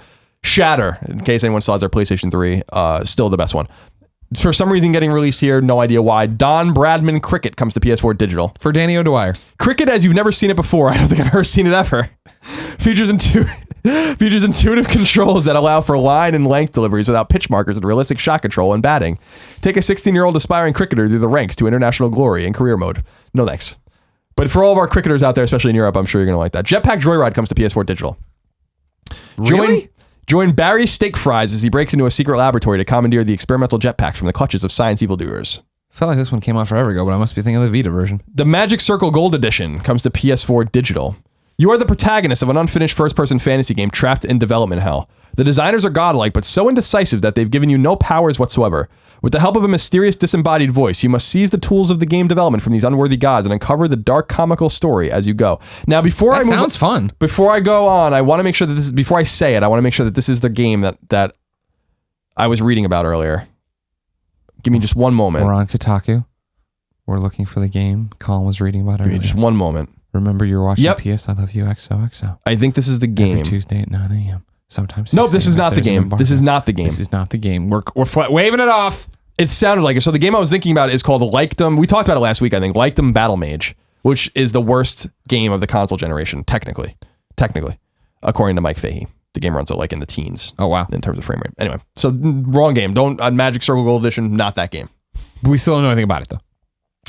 Mega Tag Mention Blaine plus Neptune versus Zombies was supposed to come to Vita digitally, but it's coming out next week, or no, 2 weeks from now instead. It's again called Mega Tag Mention Blaine plus Neptune versus Zombies.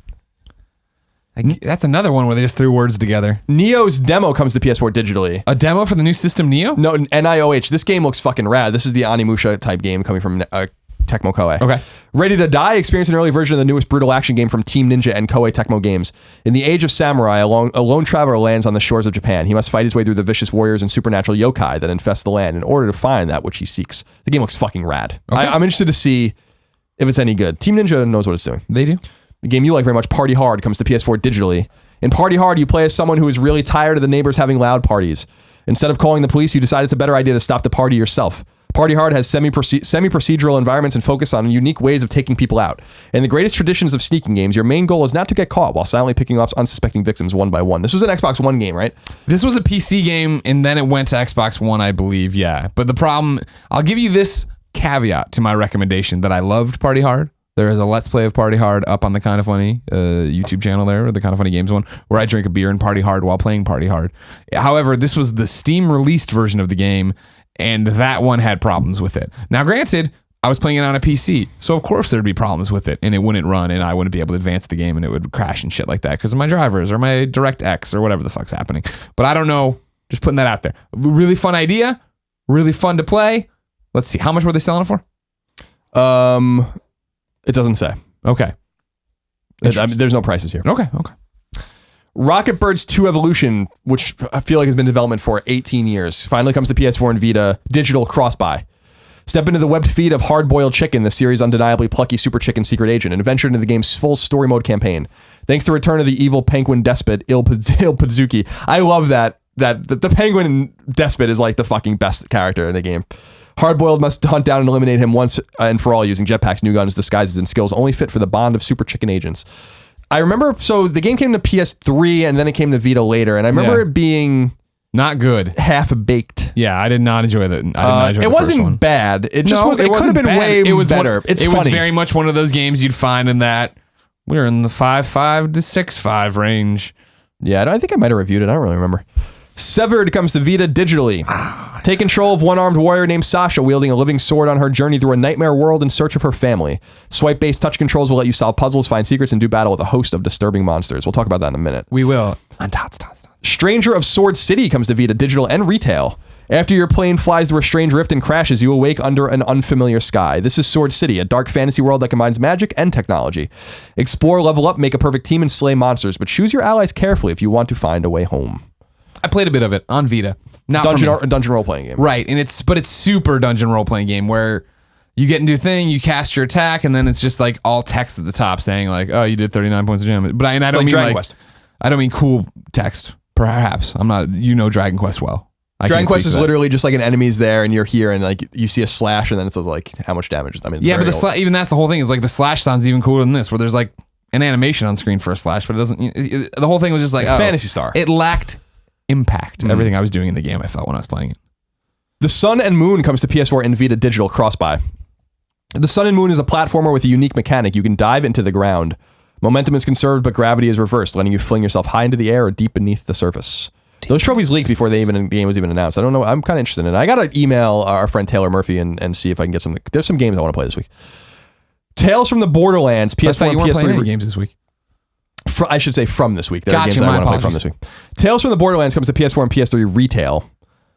In this award-winning universe created by Gearbox Software, experience the story of Reese and Fiona, unwilling partners on a quest for greatness. The Hyperion suit and the con artist embark on an adventure to recover cash they both think is theirs on the unforgiving world of Pandora. And that is it for the upcoming games. Can't recommend Tales of the Borderlands enough, everybody. I've said it a lot, so I won't do it, but it totally caught me by surprise last year of being like, I don't even care that much about the story in Borderlands, why would I want to play a Telltale game in the Borderlands universe? And then sat down and played it and had a ball on a bad day. And then everyone kept me laughing, every one of the episodes. So there you go.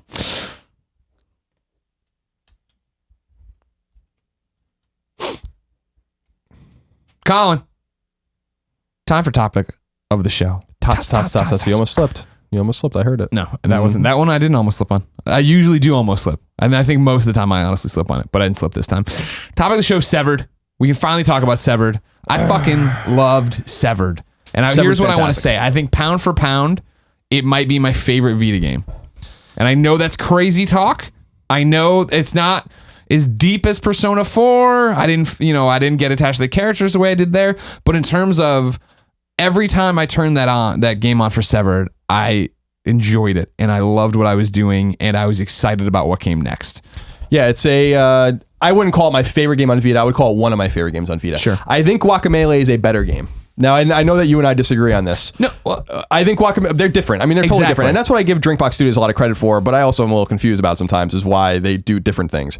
Guacamelee 2 was the obvious thing they should have done, and guys, I know you listen to the show, like, we love you very much. You really should make Guacamelee 2. Artists. No, don't be artists by making Guacamelee 2, for God's sake. The thing about Severed, though, was that it's really fantastic. It's a fantastic game. Yeah. And while I'd rather play a side-scrolling Metroidvania type game like Guacamelee as opposed to a first-person DRPG like Shadowgate, for instance, or like Strangers of Sword City or whatever, it's a bunch of them. On Vita is actually a pretty ripe place for these kinds of games. Yeah. But not touch-based like Severed is. The game's atmospheric. The art style is very much like Guacamelee. It has the same thing that Guacamelee left me with, which is like, why isn't this longer? Yep. I beat it I platinumed it in 7.5 hours. Yeah. My clock, and I platinumed it with no help. I mean, like, I platinumed before the game. No yeah, exactly. Yeah. So like, it's like 7.5 hours, and I would say an hour and a half or 2 hours of that was actually me figuring out like what the fuck I'm supposed to do at certain times. But that's like one of the things I'm talking about with like when I'm talking about the experience. For the record, my clock said 11, and I don't know if I must have left it running because that seems longer than I feel like I played it. But whatever, 11 was my clock hour. But that's what I'm talking about in the way of like. That was an organic platinum, and I was excited to find it all on my own and do it all on my own. It wasn't I needed a guide. The one thing I'll say is that you're playing Severed, art style is beautiful. You're walking around this dungeon. The way the dungeon and the map play together is I found myself always looking at the map, if that makes sense. Because I'm just like, all right, 2 ups, 1 left, and then up to this. Where's that door I haven't gotten to? Or now I need to go hit this sun thing to make everything into moons. You know what I mean? To be able to get where I'm going to the next part. But I like that it was an attainable / easy platinum, right? It wasn't. There was that one fight. You knew exactly what I was talking about when I woke up one morning. I'm like, what am I doing wrong? It's not a boss fight either. No, but it was. You get to these parts, and it was. You walk off and you fall to your death. And you're like, okay, and you did it like 3 times. I'm like, I need something else, and then to go play the rest of the game, and then get that thing and be like, all right, fuck, now I got to go back there. I was excited to backtrack. Every time I got one of the new things, I immediately ran backwards, right? I wanted to go use it on all the different places. I wanted to go find all the secret doors. And it wasn't even that I, again, was being, like, I was being, beat down by the enemies that I really felt like I needed more health or I needed more mana, right? It was just that I wanted it. I wanted to have that because now I had the ability to go get it. It had this spark it made this spark inside me for exploration in a way that even Alienation I'm playing today, right? And I beat the first thing, and it's like, all right, cool, here's the evac point. I'm like, I'm gonna go wander around a bit, and I went and wandered around and found some more chests and stuff. And then I was like, all right, this map's really big. Actually, I'm gonna go get the exploration. Whereas this one, I was jumping, all over the place, going from map to map to map, trying to make sure I had everything every time I got a new toy to play with.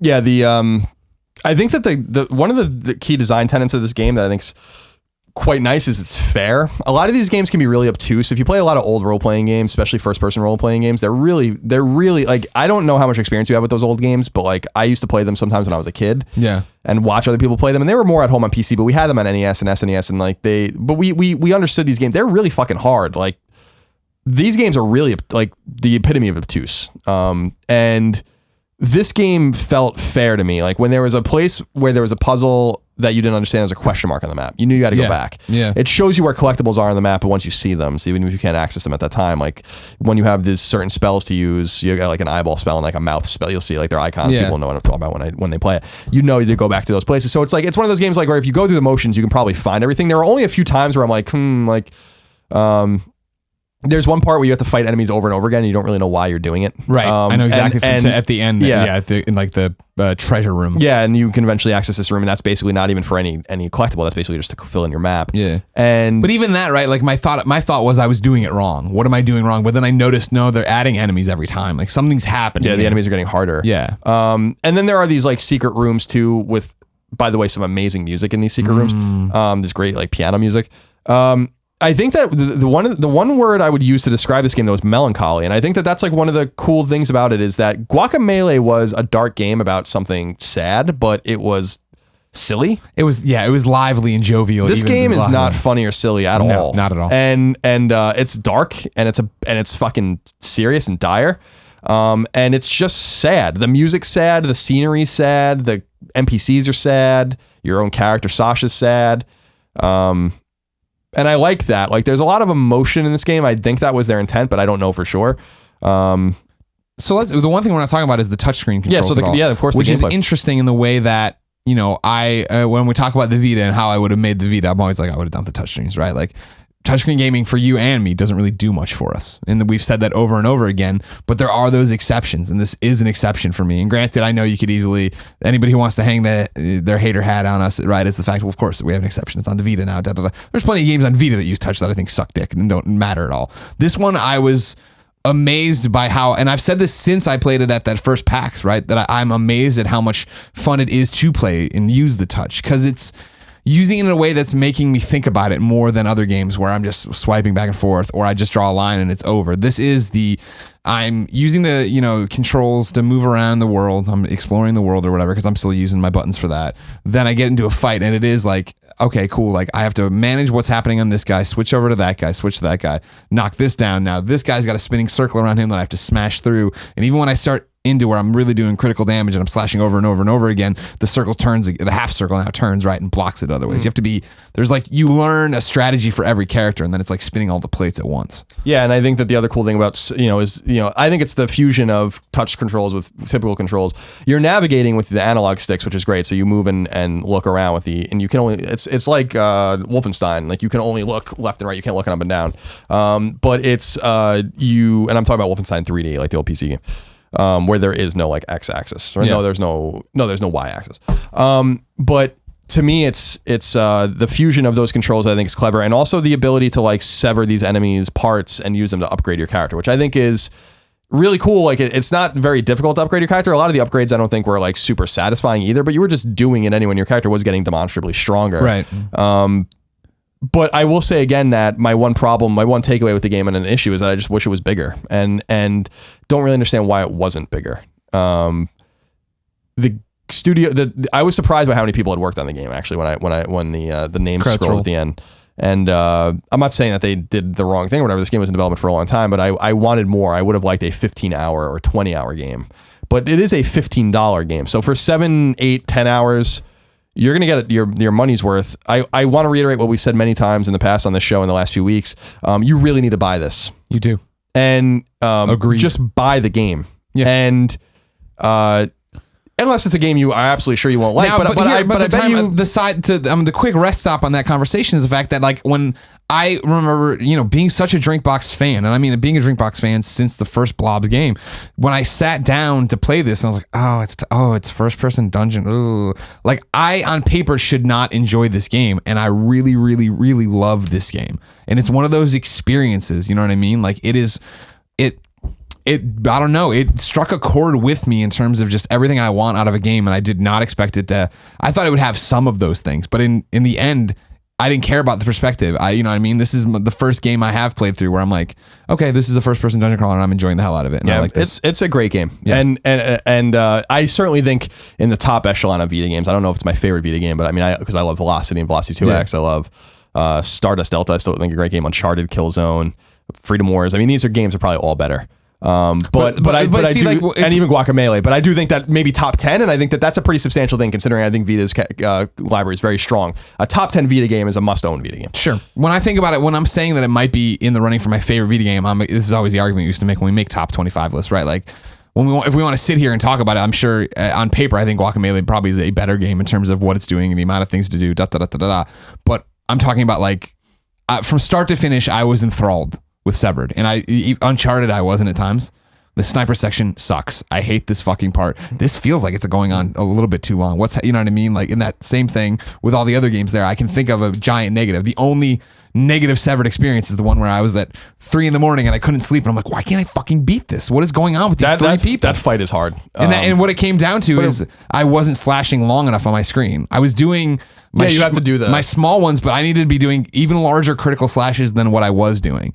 And when I figured that out, I beat it like on third try or whatever. But it was still, ugh. But like that alone, even when I was mad at that one moment, I was like, wow, this isn't like game breaking. It didn't destroy me in a way. I do think that the game's strongest suit is not only its gameplay, which I think is good, the upgrades, upgrading, which is nice, the exploration, which is great, but I think its ambience is probably its best feature. Mm-hmm. And it's just it's a weird game. It's just weird. And I think that's great.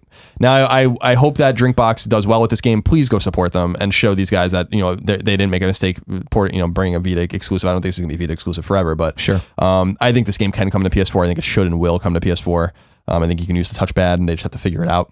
The problem, the only thing I can think of with the touchpad, right, would be the fact that the touchpad is so much smaller that when we start talking about, like, I'm doing little scratch, you know what I mean? Like, or just you have to put it on the sticks or something. Like the game you could augment, right? Like a small slash is just using the pad. Hold down L2 is extremely. Yeah, you might be able to use the slash. shoulder buttons to be like alternate between what kind of damage up, you're doing. Northwest, southwest, southeast, northeast with the buttons, like where you're slashing, like in the four directions. Oh, I didn't even think of that way. I was just trying to. I think the one problem it has is the fact the pad's so small that it's gonna be hard to tell between a giant slash and a small slash. Yeah, which does matter. When it does. I hope they can figure it out because that is the inherent flaw of the game in terms of porting it anywhere else but in phones. And Drinkbox is not a phone developer, so and I don't think that game's gonna do anything on a phone. So because it's just so crowded there, like I don't think they have the I don't think they have the cachet to sell copies of games there. I mean, they have a cachet with the Vita audience, they have a cachet with the PlayStation audience. I hope that they're able to figure out how to get it off of Vita. In the meantime, support it on Vita and show them that they didn't make a mistake because that's going to take time. I want them to make their money back. And 100%. Great dudes and a great game. They are great dudes, friends of ours, personal friends of ours. We love them. So I know you guys are listening to this. We appreciate you and congratulations on the game. Go make Guacamelee too, please. Or just make a longer Severed. It's fine. Or make another Severed, but I don't know how you would. Severed is definitely a self-contained story, which is cool. Keep being artists. What do you want to make, Graham? You want to just release one black pixel that just floats around the screen? I'm sure it'll be great. Also, shout out while I'm thinking of it to Colored Controllers. At PAX East, the dude who runs it came up, gave us a customized PS I Love You controller, and then Kind of Funny faceplate. Yeah, which very are cool. both very nice gifts. Thank you for that. Not available for purchase, he's talked about, that they're just gifts to us. But they make other stuff, so check them out. Colin? Yes. Trophy time. Trophy time. All right, so there's we were talking about Alienation. Alienation's trophies are up, so we can talk about those. 16 bronze, 12 silver, 4 gold, 1 platinum. It seems like it's like complete all story locations, complete all individual missions on the different planets, kill 20 or more Xenos with a single mine or grenade. Xenos, I think, are the aliens. Yeah, they are. Reach level 30 as a biospecialist, reach level 30 as a saboteur, reach level 30 as a tank. And then you're gaining access and completing missions. So the trophies seem to be pretty straightforward. The one that's going to be tough is maybe reaching hero level 100. Someone looks like almost has the platinum because the reach hero level, according to PSN Profile, so this isn't totally everyone that's playing the game, it's just people that are pinging in these servers. The only trophy that's missing is reach level 30 with tank. Every other trophy is acquired. So Everybody someone's hates close. the tank. And that seems to be like a no-brainer one, but and reach level 30 as a bio specialist. So someone reached a level 100 as a saboteur, I guess, because that was the only other trophy that. Saboteurs are cool. That's why I'm one. Hey, what up? Invisible, shooting around, got a sword slash. And then there are trophies for completing all story locations as the different. So that's cool, is that there's extra trophy hooks to not only reach those levels, but you actually have to do all the missions too. Yeah. So this seems like this is going to be a game that is going to not disappoint in terms of giving you things to do. Yeah, there's definitely work to be done. You'll have a reason to play it over and over and over. And gold for I Fear Everything, reach level 30 as any class on hardcore mode, which I guess is not available initially. See, that was the confusing. So when I was talking earlier, the hardest difficulty of the first three. Party Hearts trophies are up 21 bronze, 0 silver, 0 gold, 0 platinum. What the fuck? Fuck you, Party Hard. Clubber, play Party Hard 100 times, kill 1,000 people, use traps 50 times, hide 50 bodies, escape the cops 5 times, die 100 times. There's a lot. Jockey is a picture of a horse, says kill 50 people by horse. It's awesome when you kill people by the horse. Complete level with FBI. The trophy's called Cunning. Ninja, complete level without found a body. So trophies to get there. The Sun and the Moon has trophies on Vita and PS4, 7 bronze, 4 silver, 1 gold. The trophies look, let's see, beat every, yeah, we talked about this actually last week, I think. This is the trophies with beating every level, basically. Ah, yes. So yeah, we did talk about this last week. Battleborn's trophies are live. 38 bronze, 10 silver, 2 gold, and 1 platinum. Reach command rank 100 and earn the Battleborn title is a silver. Win 30 story missions or versus matches is a gold. So it seems like they are skewing some of the trophies towards story missions or single player mode, although there are trophies like Tour of Duty, win a match on each versus map is a silver. Play at least one match or mission with all 25 Battleborn, so to play all of the characters. I don't hate those. Achieve a gold rating on any story mission is a silver. So it seems like there's a lot of challenges. So it says like complete all Benedict lore challenges, complete all Phoebe lore challenges, complete all Orendi lore challenges. There's a lot of trophies like those. Complete the experiment on any difficulty, the archive on any difficulty. So there's a lot of difficulty and challenge related trophies. I would say more than half of them are related to those. All bronzes. Over at XO Phase, we're not missing any over here, I don't think, that I want to talk about anyway. On XO Phase, they do have a few other ones. Brick Breaker's trophies are live. Hell yeah. It looks like Brick Breaker has 20 bronzes. Reach the max speed, complete 20 levels in arcade mode, complete 40 levels, 100 levels in arcade mode, get 300 stars overall in arcade mode. So it's going to be a lot of grinding, I think, in those kinds of games. The Magic Circles trophies are live. It only has 13 trophies. Looks like, let's see, 1 gold, 3 silver, and the rest are bronze. Seems like this is a game that maybe could use a platinum. Some of these are pretty obtuse. The Act of Love, this can only be, is the trophy description. Master Scout, embrace the null state. Okay. Quality Assurance, hell hath no fury like a tester scorned. Leap of Faith, the boundaries of the simulation have no hold on you. I don't like trophies like that. Unless they're story related and you can't miss them. Exactly. And just for shits and giggles, Mega Tag Mention Blanc plus Neptune versus Zombies trophies are live. 36 trophies, unclear how they're broken up. You know what? No, I can't even read these. You know what? I can't care. I just can't. All right, that's it for the trophies. Okay. We didn't have any good trophy time questions. Everybody stop asking what like our hardest platinum is we've ever gotten. We've answered that. I'm refusing to ever answer that question. Just letting you know, we love that. We love you. Also, no good dear Shuhei. We're already starting with no. Okay, that's fine. This episode's going along anyway. Have a good one. No, I know. I'm just letting you know what's up. I would like to do a piece of housekeeping at the beginning of Reader Mail. Mail a top cocktail. Superfly XXI wrote in to kindoffunny.com/PSQ, just like you can. It says, this isn't really related to the podcast, but more about putting up PS I Love You XOXO on Google Play Music Podcasts section. When is it going to happen?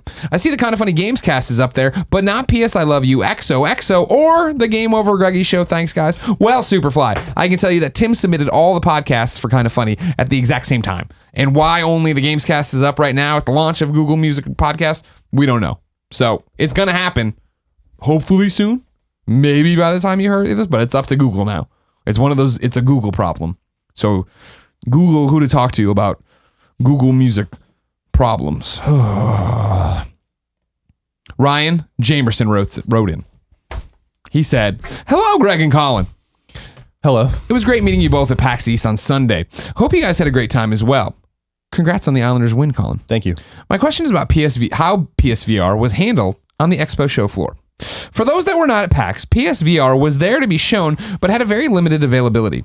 You were required to download the PlayStation Experience app. Oh, this guy told me the story. Yeah, and schedule yourself for one of 14 demo titles through each day. Each demo lasted roughly 30 minutes. These times were filled within seconds of being made available at 9 a.m. every morning. This did not seem to go well. Right now, the PS Experience app, each demo is rated between... Right now on the PS Experience app, each demo is rated between 2 and 2.5 stars. I assume most of these negative reviews are from people upset that they didn't get a chance to try the demo. Not to mention the rumors I was hearing of pink eye being spread around through the VR headsets, which Kotaku turned out wasn't pink eye.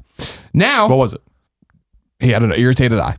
The kid, or Destructoid, sorry, the Destructoid, I ran into them on the floor the next day, and he's like, you've heard about me on the internet. I'm like, who are you? I'm the pink eye kid. I'm like, you don't have pink eye. He's like, yeah, it turned out not to be pink eye. I'm like, did you correct your story? He's like, yeah. I'm like, all right. Now to my question. Maybe you should go to a doctor before you make a proclamation. Now my question to you is, how should this be improved for future events? It is vitally important for the PS VR to be shown to as many people as possible before it launches. Best by show floors, shorter demo times for people to try it out, how to better sanitize the headsets. Would love to hear your thoughts. Thanks again for a great weekend, Ryan Jamerson. I mean, to that, the minute I really realized what I was doing, because I play PSVR a lot now. You didn't think about that? That was like literally the first time I'm not Oculus came into IGN and I took my first Oculus demo. It was like, they tried to put it on my head. I'm like, I'm going to wipe this on my shirt. Like, what are you doing? You know what I mean? Like, oh, blah, blah, blah, blah. And they have been usually pretty good at what I've seen at sanitizing. Yeah, like they sanitize with alcohol, I think, or whatever, but it's some sort of disinfectant, but yeah, so maybe this wasn't the gentleman that was telling me this, because some guy came up to me at the meet and greet, and him and his friend were telling me how they signed up for it the day before, but then they wipe all the times at 9 a.m. so they like got screwed out of their time. I just don't understand why it's not first come first serve. I mean, that's the way it should be. If you want to play VSVR, then get online and wait. You know, I don't understand the whole. I understand you want to like free people up, or whatever, but this is like this semantics of this is like way too complicated. This is more complicated than it's worth. It's going to be. We've said it so many times. It's going to be a marketing problem for them. Just before we switch things, I actually like the idea of the app. Granted, I know it kind of sucks that, I try to get in and it's in 2 seconds gone, but I also hate the idea of you wasting your packs waiting in line for 4 hours, but whatever. It's tomatoes. However you want to get it is fine, whatever. How to deal with PlayStation VR and getting it out and getting it into people's hands. I was surprised PlayStation was there. PlayStation is not usually the PAX company. You know what I mean? They don't have something going on. I think it's because of VR and because of Uncharted. Exactly. Obviously, Ratchet had a big presence. Killstrain was there. And even Paragon, which they're treating like their own game. Yeah. No, it was good to see them there. It was good to see them make these steps. And I thought that this is a fine thing. But again, keep in mind, I understand that there's never going to be a time at any trade show, at any Best Buy, where everyone who wants to see something gets to see it. So is this a perfect system? No. Is waiting in line for 4 hours a perfect system? No. But what it does is that I didn't even know about this because I wasn't paying attention. So the fact that on the PS Experience the demos have 2 or 2.5 stars doesn't matter to me. What matters is that my one friend in the group of our friends did get in to see it. He came out and he says Job Simulator is awesome. And then that's what you spread. Like, it is that ground along with that campaign. Fake pink eye. Along with the fake pink guy eye. from Destructoid. Do be careful with that. Oh yeah, no one's playing my PSVR headset but me. No, Kevin's gonna get in there and do stuff too. No, I don't think so. Balls. Kevin's the last person. I'd rather a stranger on the street play my PSVR unit than Kevin. You're hurting, huh? Oh yeah. It's like when I had my cancer, and I had my nose cut open and I couldn't watch Portlandia because it was making me laugh too hard and I was ripping open my stitches. Yeah, I hear you. Yeah. The thing about the ribs. Good thing we're not talking about tomato abortions this week, or you really would have lost your mind. It would have been the end of it. The good thing about the bad thing about the ribs is that they're connected to everything, and you don't realize that when your ribs and your muscles are functioning fine. The rib bone's connected to the hip bone. I know, but when one of them's out of, I'll tell you what, whether it's laying down in bed, whether it's pooping, whether it's walking, these things are all connected. What it is I'm fine, and once I find the status of my body, I'm fine. Sitting. This is fine. So your ribs, great. You might have broken your rib. Yeah, I looked it up online. Maybe go to the doctor? No, I looked it up online. And if it's broken or it's bruised, it's the same thing. You can't put them in a cast. Don't wrap them up or your lungs could fill with fluid. So you just got to let them heal naturally anyway. I'm not wasting my copay going in there to find out that, hey, just fucking take it easy. I'm going to do it anyway. Yeah, you're not going to take it easy. This was the rare example of you not taking it easy. You should just take it easy from going forward. Greg. If it gets worse, that's when you have to go to the doctor. But it's already getting. I'll remind you that Ty Root broke his ribs right in front of me in 2008 when he fell out of a tree. Oh right, yeah, the beta breakers. Yep, and just was in excruciating pain, and it took him like a week to go to the doctor, and he found out he was all fucked up. But I don't know. Yeah, you're right to that point. But see, the thing is, like, again, it's like I can breathe in and out fine, but it's like when I try to go crazy and yell, or if I'm gonna laugh, or if I'm gonna poop, or whatever. You know what I mean? Like, yesterday. How it hurts to poop, because I love pooping. It's like I know it was very. Well, you know how much I blow my nose, and I can't do that even. Well, it's like I can do it all, but you have to like psych yourself up. Because like last night, so if none of this makes sense to you, by the way, sorry, we did Paximania as we always do at PAX, or at PAX East we always do Paximania, PAX Rumble at PAX Prime, and at the end of Paximania, a whole bunch of people dropped elbows on me, and I'm pretty sure Dirty Dan Reichert landed right on me and fucked up my ribs, and like I laid there and went fetal position right after his elbow, so I'm pretty sure that. So I've been in a world of hurt for a while. That I totally did to myself, and I don't regret, and I don't blame anybody. It's on me. But last night we should sue Dan Reichert. I probably will. Well, I have some cool things planned now for Prime built around this. But when I got home last night, went to the bathroom, no poop. I didn't know this, but this is a morning development. And then laid down in bed, put on the West Wing. I'm like, I'll watch one West Wing, see what's happening with the Bartlett administration. Then I'll nod off. And I finished it. I'm like, good, I'm going to go to bed. And I turned off the PlayStation, turned off the TV, and I rolled over to plug in my phone. I'm like, nope, no, that's not. I just put the phone in the thing. And then I was like, fuck, how am I going to sleep? Because I sleep on my stomach, head turned or whatever. And I tried to roll it, and I'm like, nope, I just slept. I didn't move. It was like I fell from the air and landed in the bed. It reminds me when I broke my collarbone. Like, you don't realize like how much you use it until you can't move. Yeah. And without being, I remember I couldn't even get in and out of cars when I broke my collarbone for like a month. Yeah. It was like awful. Yeah. But I was like, but the whole thing is with this is just psyching yourself up. You know what I mean? Like today when it was like, I got to get out of bed. It was just like you're trying to do it slowly. No, you got to do it like that. Just like scream and sit up and turn, and you're fine. You're out of bed. Yeah, that brings me back, man. I remember being so much pain when that happened that like I thought I was gonna pass out. And and that's how I know it's not broken. I can breathe in. I can breathe deep. I'm not. Like I remember my dad. They gave me codeine when it happened, and my dad immediately took it away from me. He's like, you don't need this. I'm like, thanks, Dad. Thanks for fucking dying over here. Vote of confidence in your son. Colin. Yeah. Emperor Wu wrote in to kindafunny.com/PSQ and says, hey guys, what are your favorite games to play dress up in? One of the reasons why I love the Soul/Bloodborne games is that there are always dozens of clothing. That's what he writes. You can pick and choose pieces from to make your perfect outfit. And I think that having that kind of customization is severely underrated in video games. I feel. What jumps to you don't care, right? I don't like that stuff. Why don't you just, whatever it is, you just default character out and go? Yeah, I mean, it's just like, you tell me. It's your game. I love doing it. And like, so what I think of recently was Division. Division pretty much at the end of every night when we'd be winding down or whatever, I'd go into the shop, buy some new stuff, see what I collected, and switch out a new outfit and change it up. And once I usually pick a character's outfit, it's what it's set as. But I guess like that's a bit of a cop out because usually you pick them up for like Mass Effect. You know what I mean? Like I picked what Commander Shepard's like chill clothes were and this, that, and the other, and fuck with it after that or whatever. Yeah, I just don't like customization like that. I don't like character creators. Shepard is the guy, Shepard you think of for me. Like that's my Shepard is the guy with the shaved head mine's the little scar. female, who then they just made to look like their female, which is weird because everybody ended up with that redhead female before she was even the real femme shep, but now she's the real femme shep. So great. However, underrated game that are in terms of customization was always Hot Shots Golf on PSP. So amazing. I remember railing on tennis for it, and then the PlayStation 3 version of Hot Shots Golf for taking that out. And even Hot Shots Vita was the same deal. Because like Hot Shots PSP World Tours, right? Yeah, OpenT 1 and 2. You could go through and you could just get all these different pieces and make your own character that was awesome in a hula skirt and, had the crazy glasses and the coconut bra. And like you did all this crazy cool shit with it. And it was like, that was fun. And that was why it mattered to unlock stuff. And when Hot Shots PS3 showed up for golf, it was just like, oh, like, I can change the color of these outfits. This is not nearly as cool. So I really hope with the PlayStation 4 one that I'm looking forward to when it finally comes out.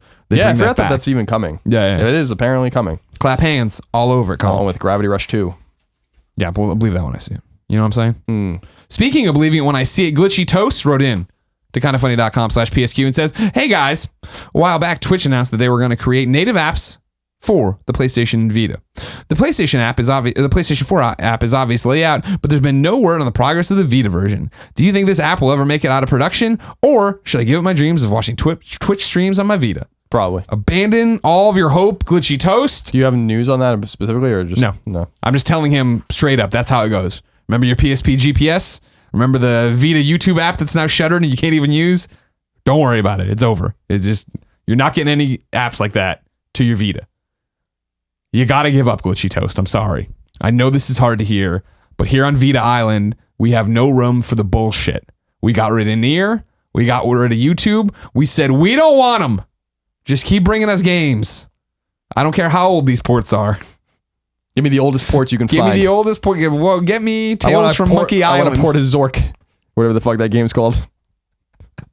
From 1978. Oh, God. It hurts so bad. Colin, Yeah. I'm looking for the final question of the show. I'm going to let you pick. Business of the video games industry. Uncharted 4 spoilers. Storytelling in video games. Business.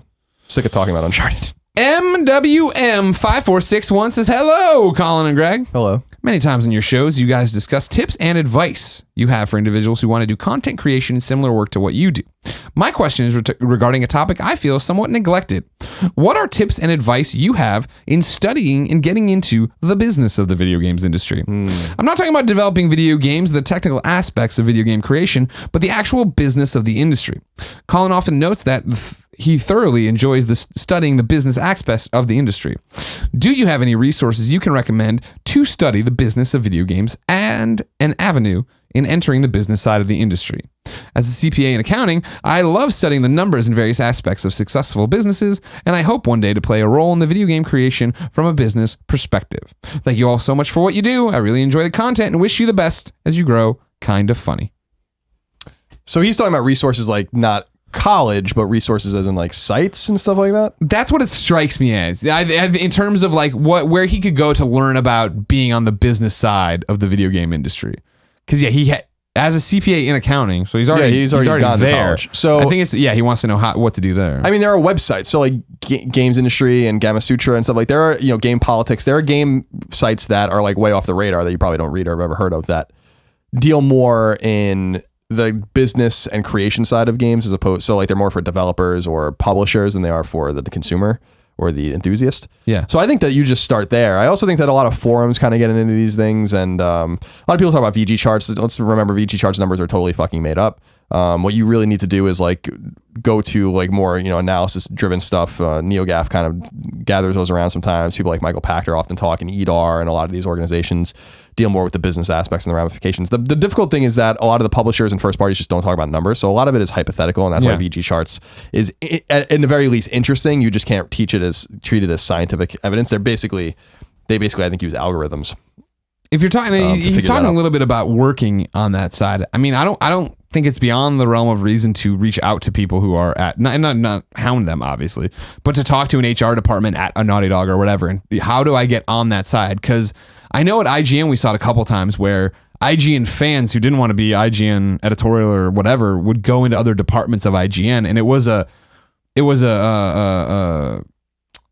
resource for them. It made them stand out from the fact that they actually understood what the site was and who they were. I assume it would be the same on a development side, a video game creation side. If you went to Blizzard or Harmonix or whatever, and were like, I'd love to be on your business accounting team, and I totally get what you do and how it happens. Yeah, I think so. I think those are some resources you can preliminarily go to and check out. And I want to be clear with VG charts. I don't mind that they exist. If people use them as a resource, I just want to make sure that people know understand that. what I know like off the record what a lot of games, or not a lot, but like games have sold, and their numbers are totally wrong on a lot of those games. So it's like you just have to take it with a grain of salt. It's there as like maybe a round kind of ballpark figure, but not often right. Gotcha. So just keep that in mind, because people throw those numbers around all the time, and I'm like, guys, like that's not gospel. These guys' numbers have never been announced. There's no way they can possibly know this is true. Colin, would you like to find out who you love this week? I get if I have to. Yeah. P.S. I love this best friend XOXO is a segment here on PlayStation. I love you XOXO, where we give you a best friend, a fellow best friend who has a PSN name that needs friends, needs loving messages. This one is Delarious T, who says, "Hey guys, new listener, new to the PlayStation family. I recently switched over from Xbox One to the PlayStation 4. It was one of the best decisions that I have ever made in my life as a gamer. However, the majority of my friends have moved on to other ventures in their lives. Damn. Both on a personal level and a gaming level. I only have a few people that I game with now. After I got introduced to Kinda Funny, I discovered this wonderful method of acquiring new PSN friends. I like to play Broforce, Rocket League, and in the near future, No Man's Sky. My PSN name is Delarious. It's like hilarious, but with a DY in front of it. So I'm sure he's like Dylan. So it's like DYLARIOU. No, there's DYLIR. IOUST. Wait, but hilarious. Isn't it hilarious? HYL or HIL? I'm saying what I think. I mean, am I getting it wrong? This is also a bad PSN name. Just read you know the what I'm name. saying? It doesn't matter. I know what you're saying. DYLIRIOUST. To everyone at Kind of Funny, thank you for your hard work in creating countless hours of fantastic entertainment. Possibly Delirious T. If that's not how you pronounce your name, spoiler alert, you have a fucking terrible name. Oh.